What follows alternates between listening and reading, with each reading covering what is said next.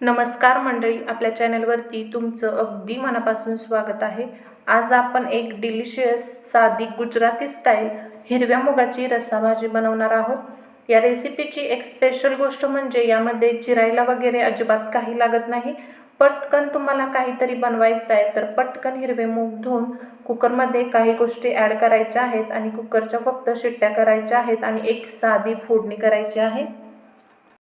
तर ही साधी हिरव्या मुगाची रस्सा भाजी खूपच टेस्टी बनून तयार होते आणि भाताबरोबर खायला तर खूपच अमेझिंग अशी लागते।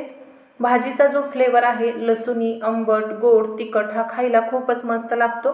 तुम्ही जर ही रेसिपी ट्राय केली नसेल तर नक्की एकदा करा। चला तर मग बनवूया गुजराती स्टाईल हिरव्या मुगाची रस्सा भाजी। पद्धत एकदम साधी आहे। सर्वात आधी एका बाउलमध्ये हिरवे मूग घ्यायचे आहेत। इथे मी मूग 1 वाटी घेतलेले आहेत आणि यामध्ये पाणी ॲड करून मूग आपणाला स्वच्छ धुवून घ्यायचे आहेत 1-2 पाण्याने। मुगाला भिजवणे गरजेचे नाही आहे। तुम्ही जर भिजवणारच असाल तर अर्ध्या तासासाठी भिजत घालू शकता आणि कुकरला मग 2 शिट्ट्या कमी करायच्या आहेत। इन्स्टंटली बनवणार आहोत त्यामुळे फक्त इथे मूग धुवून घेतलेले आहेत। आता कुकर घ्यायचा आहे आणि त्यामध्ये हे स्वच्छ धुतलेले मूग घालायचे आहेत आणि सोबतच 2 टोमॅटो घ्यायचे आहेत आणि काय करायचं आहे तर आपणाला ह्या दोन्ही टोमॅटोच्या वरती असं क्रॉसमध्ये कट मारून घ्यायचं आहे। त्यामुळे काय होईल तर टोमॅटो शिजल्यानंतर त्याची वरची जी साल आहे ती सहज निघेल आणि इथे टोमॅटोच्या वरचा जो डोळ्यांचा भाग असतो तो सुद्धा आपणाला कापून टाकायचा आहे। तर इथे मी हे दोन्ही टोमॅटोच्या वरचा डोळ्यांचा भाग कापून टाकत आहे आणि त्यानंतरच टोमॅटो आपल्याला कुकरमध्ये घालायचे आहेत।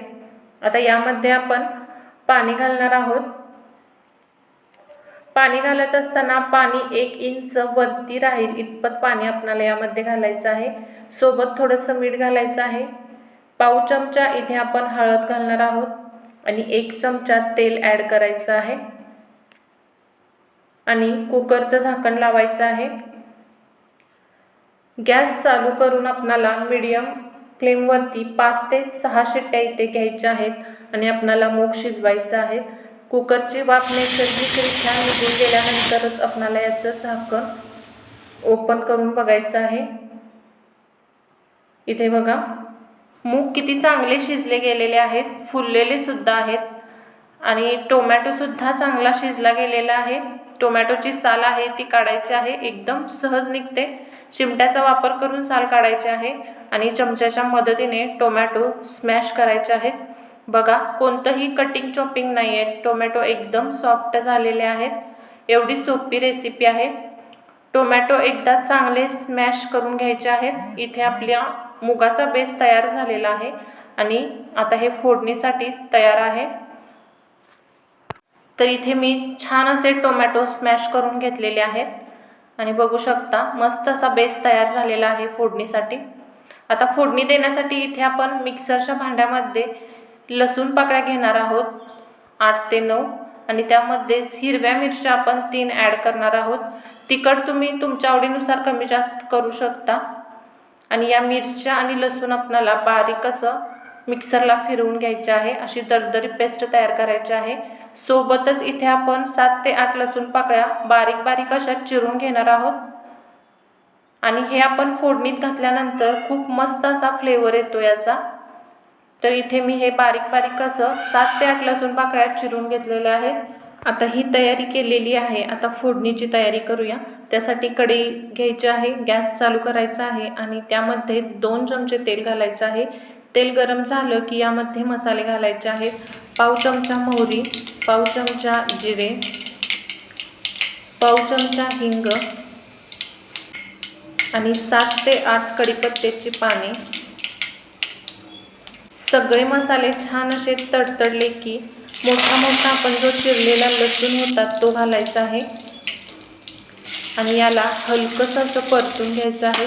करपवायचं नाही आहे, हलकंसं याला परतवून झालं की आपण जी पेस्ट बनवली होती लसूण मिरचीची ती घालायची आहे आणि हलकंसं याला परतवायचं आहे।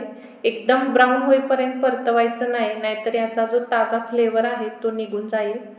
ताजा फ्लेवर राहिला की लसूण मिरचीचा की खूप चांगल्या फ्लेवरची भाजी तयार होते। हलकंसं परतून घेतल्यानंतर यामध्ये आपल्याला गॅसची फ्लेम कमी करायची आहे आणि यामध्ये काही कोरडे मसाले घालायचे आहेत. पाव चमचा हळद, अर्धा चमचा लाल मिरची पावडर, 1 चमचा इथे आपल्याला धना पावडर घालायची आहे आणि अर्धा चमचा जिरे पावडर आणि हलकंसं या सगळ्या मसाल्याला आपल्याला परतून घ्यायचं आहे.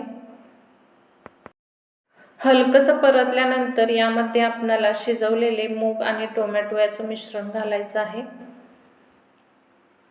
तर आता या फोडणीमध्ये आपण हे शिजवलेले मूग घालणार आहोत आणि याला चांगलं असं मिक्स करून घेऊयात. तुम्ही ते बघू शकता, हलक्या हाताने आपल्याला याला मिक्स करायचं आहे. तर अशीच भाजी तुम्ही डब्यामध्ये सुद्धा देऊ शकता, भाकरी पोळी बरोबर सुद्धा तुम्ही ही भाजी वापरू शकता. पण तुम्हाला भाताबरोबर खायचं असेल तर यामध्ये थोडंसं पातळ करून घ्यायचं आहे आपणाला. याला थोडंसं पातळ करून घेण्यासाठी यामध्ये थोडं गरम पाणी ॲड करायचं आहे. त्याच कुकरमध्ये मी थोडंसं पाणी गरम करायला ठेवलं होतं आणि ते यामध्ये घालत आहे. आणि याला आपल्याला थोडंसं पातळच ठेवायचं आहे, कारण हे थंड होईल तसं घट्ट बनत जातं, त्यामुळे थोडंसं पातळच ठेवावं लागणार आहे. तर तुम्ही बघू शकता, मस्त अशी आपली हिरव्या मुगाची रस्सा भाजी इथे तयार झालेली आहे. बघा, मस्तच सुरेख असा रंग आलेला आहे. त्याचबरोबर आपल्याला यामध्ये आंबट आणि गोड फ्लेवर ॲड करायचा आहे. घरात लिंबू आणि साखर सहज उपलब्ध असते, त्यामुळे यामध्ये आपण 1 चमचा साखर आणि अर्धा लिंबाचा रस घालायचा आहे. तिखट, आंबट, गोड फ्लेवर खूप गरजेचा आहे या रस्स्याच्या भाजीला. साखर आणि लिंबूऐवजी तुम्ही गूळ किंवा चिंच सुद्धा वापरू शकता. वाव, आपल्या भाजीला लसूणी, आंबट, गोड आणि तिखट फ्लेवर आलेला आहे. किती सोपी रेसिपी आहे, तयार सुद्धा झालेली आहे. तुम्ही बघू शकता, मस्त अशी आंबट, गोड, तिखट आणि लसूणी फ्लेवर आलेला आहे आपल्या या भाजीला. थोडीशी चव चाखून बघितल्यानंतर मीठ थोडं कमी वाटते, त्यामुळे मीठ ॲड केलेलं आहे. सर्वात शेवटी ताजी कोथिंबीर कट करून घालायची आहे आणि आपली ही गुजराती स्टाईल हिरव्या मुगाची रस्सा भाजी इथे तयार झालेली आहे. तर आपली ही गुजराती स्टाईल हिरव्या मुगाची रस्सा भाजी इथे तयार झालेली आहे. तुम्ही ही रेसिपी घरी नक्की ट्राय करून पहा आणि कशी झाली हे कमेंटमध्ये नक्की सांगा. आणि व्हिडिओ आवडला असेल तर लाईक, शेअर, सबस्क्राईब करायला विसरू नका. आणि अशाच स्वादिष्ट रेसिपीसाठी माझ्या चॅनलला सबस्क्राईब करायला अजिबात विसरू नका. पुन्हा भेटूया एका नवीन आणि चविष्ट रेसिपीसोबत. तोपर्यंत धन्यवाद.